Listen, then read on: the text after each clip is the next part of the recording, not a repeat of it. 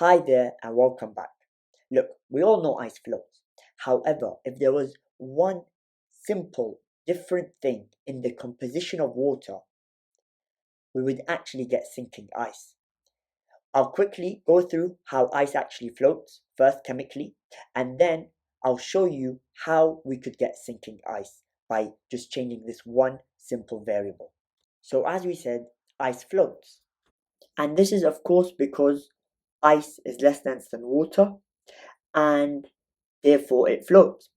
Now, within ice, the water molecules try to arrange themselves in a way that it maximizes the number of hydrogen bonds it forms between the water molecules within ice, and this maximization of the hydrogen bonds leads to a ring structure formation containing 6 water molecules, as you can see here. And as you can see, this wastes a lot of space.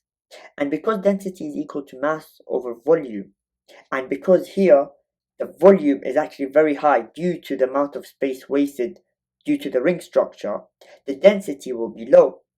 And this is opposite to liquid water, in which the water molecules will be more closer together, and therefore the same number of water molecules will occupy less volume, and this increases the density because the volume has been lowered, and therefore that makes it more dense than ice, and therefore ice floats. Now we come to the whole point of the video, and that is how can we make ice sink in this cup of water without changing the temperature, the pressure, without changing the water for a different liquid like alcohol, or without adding anything to the water like salt, which can alter the density, without changing any of these factors. How can we make the ice sink instead? I'll give you a hint. It's to do with isotopes, and pause the video and think of what you can come up with. Alright, so the answer is simply by changing to a different isotope of hydrogen, which has a different mass number. So hydrogen normally is made up of one proton and therefore has a mass number of 1. But if we can change all the hydrogen atoms within ice to a mass number of 2, which has 1 proton and 1 neutron, this increase in mass number will therefore, because density is mass over volume, if we increase the mass number, the density increases, and if we change all the hydrogen atoms within ice to this isotope, which is called deuterium, a hydrogen with mass number of 2, 1 proton, 1 neutron, is known as deuterium, not hydrogen.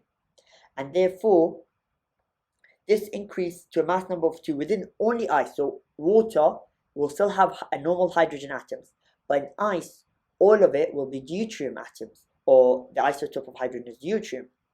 And therefore, this increase in density, because we've increased the mass number, is enough to now make ice sink. And therefore, we get sinking ice. And yeah, it's simple as that.